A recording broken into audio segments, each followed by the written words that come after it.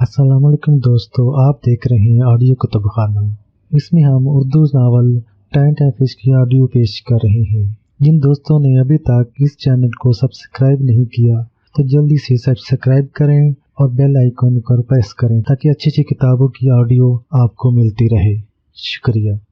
जानी ने तेजी से जंप लगाया और मुझे रास्ते में ही पकड़ लिया। अबे क्या हुआ? छोड़ दे जानी, खुदा के लिए मुझे बाहर जाने दे वरना मैं मर जाऊंगा। मैंने वास्ता दिया। जानी हैरत से मेरी तरफ देख रहा था। अचानक इसके दिमाग में कोई ख्याल आया और इसने यूं गहरी सांस ली जैसे सब कुछ समझ गया हो। फिर इसने आराम से मुझे वापस धकेला और इत्मीनान से बोला, मैं समझ गया हूँ तेरी परेशानी। मैं भी शुरू में ऐसे ही बाहर की तरफ भागा करता था, लेकिन अल्हम्दुलिल्लाह अब ऐसा कोई मसला नहीं है। अब तो शरीफा के घर भी फ्लैश लग गया है। फ्लैश? लेकिन मैंने कुछ बोलना चाहा। अबे लेकिन छोड़, मुझे पता है बाहर की आदत पड़ी हो तो मुश्किल से छूटती है, लेकिन तू फिक्र न कर, 1-2 दिन में आदत हो जाएगी। मेरा पारा चढ़ गया। ऐ तीसरे दर्जे के घटिया इंसान, मैं इतने दिन शरीफा के घर रहा हूँ। मुझे पता है कि यहाँ एक अदद बाथरूम नुमा चीज भी है, तो फिर बाहर क्यों? मेरा मतलब है कि जानी हक लाया। बाहर मैं इसलिए भागना चाहता हूँ कि तेरी शरीफा मुझसे 3 लफ्ज कहलवाना चाहती है। मुझे पक्का यकीन है इधर मैंने ये 3 लफ्ज बोले, उधर मेरी बदबख्ती शुरू। खुदा के लिए जानी मुझे जाने दे। जब फहमी ही नहीं रही तो मैंने इस मामले में पढ़ के क्या करना है? बड़ा हरामखोर है भाई। शरीफा के होंठ खुले। लड़की नहीं मिली तो सेठ के सारे एहसान भूल गया। कम वक्त सेठ की वजह से ही तुझे जिंदगी में अच्छा खाना पीना नसीब हुआ। सेठ ना होता तो फहमी ने तुझे काहे को निकाह करके घर ले जाना था। गधा ना हो तो मैं भी खार खा गया। गधी होगी तू खुद। तू कौन होती है सेठ की इतनी हमायत करने वाली? भंगी की औलाद। मैं चीखा। मेरे अल्फाज सुनते ही शरीफा का चेहरा लाल भभुक्का हो गया। जानी यकदम घबरा गया। शरीफा गुस्से के मारे जोर जोर से फुंकारने लगी। मेरे अल्फाज ने जैसे उसमें आग भर दी थी। एक लम्हे के लिए तो मैं भी घबरा गया। गुस्से में बोल तो गया था, लेकिन अब लग रहा था कि शरीफा ताकत के इस्तेमाल पर उतर आई तो कीमा बना के रख देगी। जानी ने जल्दी से शरीफा का कंधा पकड़ लिया। देख शरीफा, हम अपनी लड़ाई में पड़ गए तो सेठ की जान को खतरा हो सकता है। अगर तेरे दिमाग में कोई तरकीब है तो बता, ताकि उस पर अमल करें। इसकी बातों पे न जा। इस पर अल्लाह ने पहले थोड़ी की है जो तू भी इसका हशर बिगाड़ेगी। शरीफा ने मुठियां भेजी और 100 मन वजनी गाली निकालने के लिए एक्शन लिया। मैं जल्दी से चिल्लाया, जानी इसे रोक ले। इसने एक भी लफ्ज मुंह से निकाला तो मेरा नावल पढ़ने वाले कत्ल के फतवे जारी कर देंगे। शरीफा यकदम रुक गई और खूनखार नजरों से मेरी तरफ देखने लगी। बेगैरत, गाली मैं निकालूंगी और कत्ल के फतवे तेरे जारी होंगे? ये कौन सी अदालत का हुक्म है भाई? जानी जल्दी से आगे बढ़ा। अबे उल्लू के पट्टे, शरीफा की बात तो सुन ले। वो पता नहीं क्या कहना चाह रही है और तू पता नहीं क्या समझ रहा है। मैंने आह भरी। बोल बोल ए औरत बोल, दफा हो जा, मुझे कुछ नहीं कहना, कमीना जलील। शरीफा गुस्से से कमरे की तरफ मुड़ी। ओए होए, मेरी जान नाराज हो गई। जानी ने जल्दी से इसे पिचकारा। भाई कमाले, मैं सारी दुनिया को नाराज देख सकता हूँ, लेकिन कोई मेरी गुड़िया को नाराज करे ये मुझसे नहीं देखा जाता। गुड़िया? कौन गुड़िया? मैं चौंका। अबे यही मेरी प्यारी सी शरीफा गुड़िया। इसने शरीफा के बालों में उंगलियां फेरी और मेरे मुंह से बेइख्तियार ला हौल वाला कुव्वत निकल गया। ऐसी अफ्रीकन गुड़िया मैंने जिंदगी में पहली बार देखी थी। वो दोनों ऐसे बैठे थे जैसे पंजाब यूनिवर्सिटी के झील किनारे बैठे हों। शरीफा अपने तई शुमेला बनी बैठी थी और जानी खुद को शर्जील समझ रहा था। दोनों फुल मोशन में थे और इनके अल्फाज और अतवार बता रहे थे कि वो मुझे दुनिया का कोई फालतू तरीन शख्स समझ रहे थे।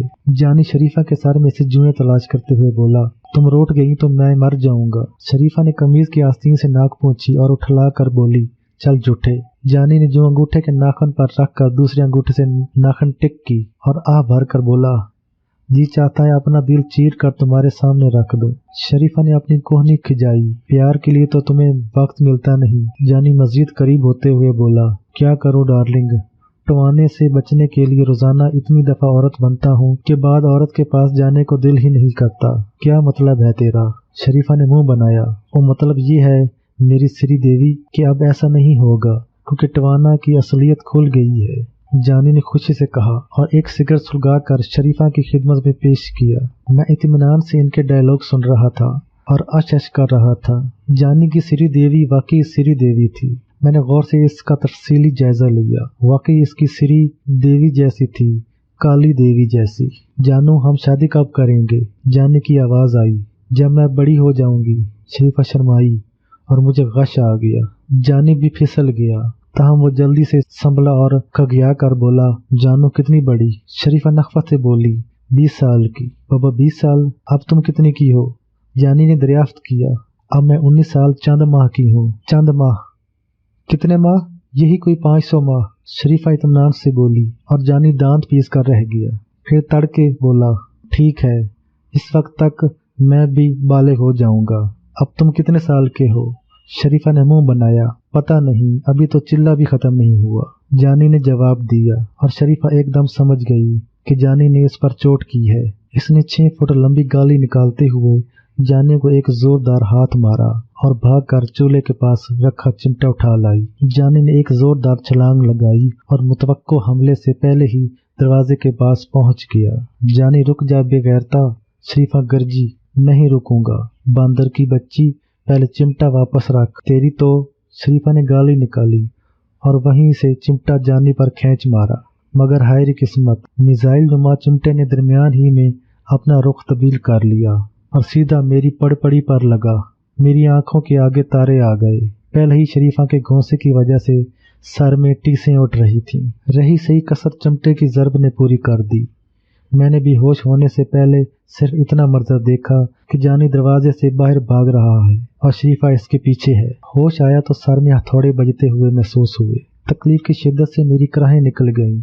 मैंने आहिस्तगी से आंख खोली और इर्द गिर्द के माहौल पर नजर पड़ते ही सदके दिल से शरीफा और जानी के लिए अजाब कबीरा की दुआ की। दोनों उल्लू के पट्टे मेरे दाएं बाएं बैठे दाल चावल खा रहे थे और मैं अपनी जगह सेहन में लगी टूटने के करीब बेहोश पड़ा था। मुझे होश में आते देखकर शरीफा ने जानी को कोहनी मारी। जाग गया है। जानी ने चौंक कर मेरी तरफ देखा, फिर चावलों भरा चमचा अपने मुंह की तरफ ले जाते हुए बोला, 1 मिनट कमा ले, बस अभी चावल खत्म करके आता हूँ। मेरा बस नहीं चल रहा था कि इसका खून पी जाऊं, लेकिन मजबूरी थी, इसलिए आराम से वहीं पड़ा रहा। जानी चावल खत्म करते हुए एक बेसुरा डिकार लिया, फिर यकदम चौंक कर मेरी तरफ देखा और बोला, अरे तो इससे तो पूछा ही नहीं, चावल खाएगा? मैंने दिल ही दिल में इसे जिंदगी की तवील तरीन गाली दी और निकाह से कहा, हाँ। जानी शरीफा की तरफ मुड़ा, डाल भाई इसके लिए भी चावल। लेकिन चावल तो खत्म हो गए। शरीफा इत्मीनान से बोली, खत्म हो गए? लेकिन कैसे? ऐसे। शरीफा ने आखिरी चमचा लेते हुए कहा, अबे कमाले यार, माफ करना, चावल खाते वक्त तेरा याद ही नहीं रहा। खैर ये बता ना, छोले ले आऊं, खा लेगा? जानी ने माजरत की। मैंने बेबसी से हाँ में गर्दन हिलाई और कमाला उठ खड़ा हुआ। ले फिर तू आराम कर, मैं तेरे लिए नान छोले लेकर आता हूँ। जानी, इस जगह पर कैसे आराम कर सकता हूँ? मैंने उखड़ी हुई ईंट की तरफ इसकी तवज्जो दिलाई। ओह अच्छा, मैं समझ गया। चल उठ, तुझे चारपाई पर लिटाता हूँ।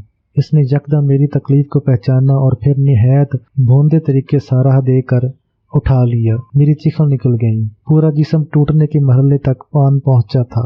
गिरते पड़ते अंदर कमरे में पहुंचे। जानी ने मुझे चारपाई पर लिटाया और खुद सिगरेट सुलगाता हुआ बाहर निकल गया। मैंने दरवाजा बंद होने की आवाज़ सुनी और गौर करने लगा कि अब हालात क्या रुख इख्तियार करेंगे। मैं अभी सोच में गुम होने ही वाला था कि कमरे में शरीफा दाखिल हुई। मैंने नफरत से आंखें मीच लीं। वो जैसी आई थी वैसे ही पलट गई। मैंने धीरे से आंखें खोल कर देखा। वो जा चुकी थी उल्लू की पट्टी। अचानक मेरी नज़र टूटी हुई टेबल पर पड़ी और मैं हैरत ज़दा रह गया।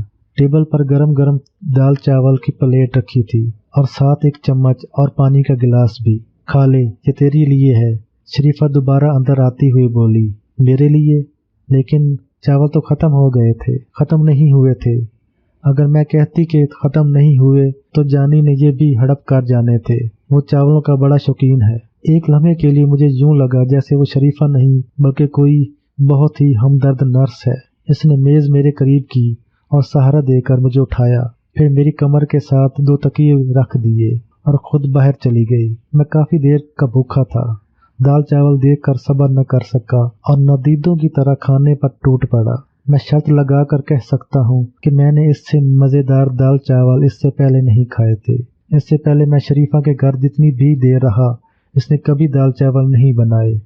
اس کی یہ صفت تو آج پہلی بار سامنے آئی تھی۔ پانی لاؤں؟ وہ تیسری مرتبہ اندر آئی۔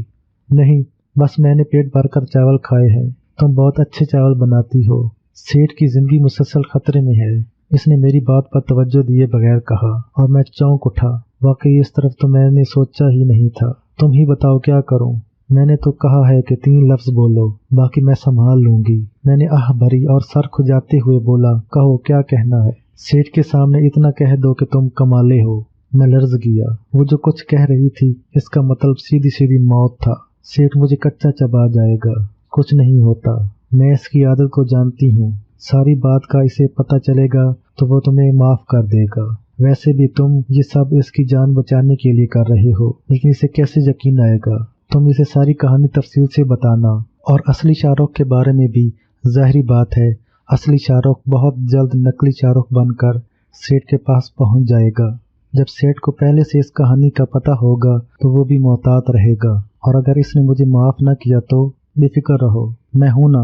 اس نے یوں کہا جیسے گورنر لگ گئی ہو۔ اتنے میں دروازہ کھلا اور جانی نان چھولے لیے اندر داخل ہوا۔ لے بھائی شروع ہو جا۔ نہیں، مجھے بھوک نہیں، میں نے جلدی سے کہا۔ حیرت سے اس کی آنکھیں پھیل گئیں۔ ابھی تو کہہ رہا تھا کہ کھانا کھائے گا، اور ابھی تیری بھوک مر گئی؟ بس یار، پریشانی ہی اتنی زیادہ ہے کہ بھوک مر گئی۔ کیا پریشانی ہے؟ ابھی وہی یار سیٹھ والی پریشانی، شریفہ بولی۔ میں نے اسے کہا ہے کہ یہ سیٹھ کے جاگے جا کر ساری کہانی سچ سچ بتا دے۔ جانی اچھل پڑا۔ تیرا دماغ تو خراب نہیں ہو گیا؟ کیوں پھنسوائے گی اسے؟ فہمی کو پتہ چل گیا تو قتل کروا دے گی۔ نہیں جانی، میں نے بات کاٹی، شریفہ بالکل ٹھیک کہتی ہے۔ سیٹھ کی زندگی بچانے کا اس سے اچھا طریقہ اور کوئی نہیں ہو سکتا۔ ابھی لیکن یہ ساری کہانی تو اسے فون پر بھی تو بتا سکتا ہے، سامنے گیا تو مارا جائے گا۔ نہیں یار، بہت سی چیزیں ہیں جن کے لیے میرا سامنے آنا بڑا ضروری ہے۔ شاباش، شریفہ پہلی بار مجھ پر خوش ہوئی۔ دیکھ لے کمالے، کہیں کسی نئی مصیبت میں نہ پڑ جانا۔ جانی کے لہجے میں تشویش تھی۔ نہیں جانی، اب کسی مصیبت سے ڈر نہیں لگتا۔ میں سیٹھ کی خاطر بڑی سے بڑی مصیبت سے ٹکر لینے کو تیار ہوں۔ ٹھیک ہے، پھر کل چلے جانا سیٹھ کے پاس۔ نہیں جانی، آج ہی جانا ہے۔ میں آج ہی سیٹھ کے پاس جاؤں گا۔ آج؟ لیکن یار۔ شاباش شاباش، اٹھ اور آج ہی جا کے سیٹھ کو سب کچھ بتا دے۔ شریفہ نے میرے کندھے پر ہاتھ مارا اور میں تکلیف کے باوجود سینہ تان کر کھڑا ہو گیا۔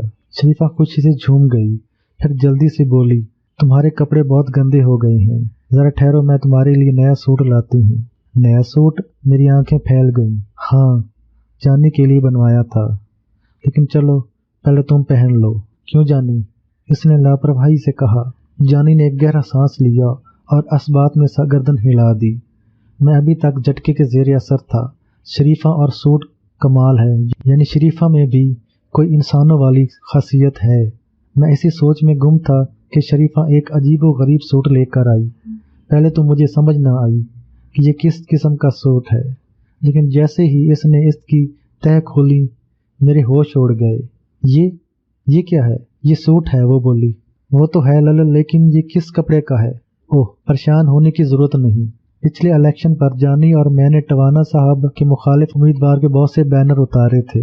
یہ انہی کا سلوایا ہے، بالکل نیا ہے، ابھی تو جانی نے بھی نہیں پہنا۔ لیکن اس پر تو جگہ جگہ جملے لکھے ہوئے ہیں۔ تو پھر کیا ہوا؟ ہے تو اچھا کپڑا نا، تو پہنے گا تو دیکھا دیکھی یہی فیشن چل پڑے گا۔ جانی جلدی سے بولا، پہن لے یار، تیری کون سا معاشرے میں عزت ہے۔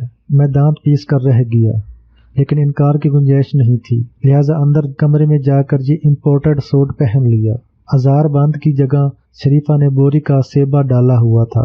باہر آتے ہی میں نے خود پر نظر ڈالی اور شرم کے احساس سے میرا چہرہ سرخ ہو گیا۔ الیکشن کے بینر سے بنے اس سوٹ پر درج ذیل جملے تحریر تھے۔ قمیض کی جیب پر تحریر تھا، آپ کے دل کی دھڑکن۔ سامنے لکھا تھا، اے مرد مجاہد جاگ ذرا۔ دائیں بازو پر تحریر تھا، من جانب سپورٹران۔ بائیں بازو پر تحریر تھا، بائیں بازو کی سب سے بڑی پارٹی۔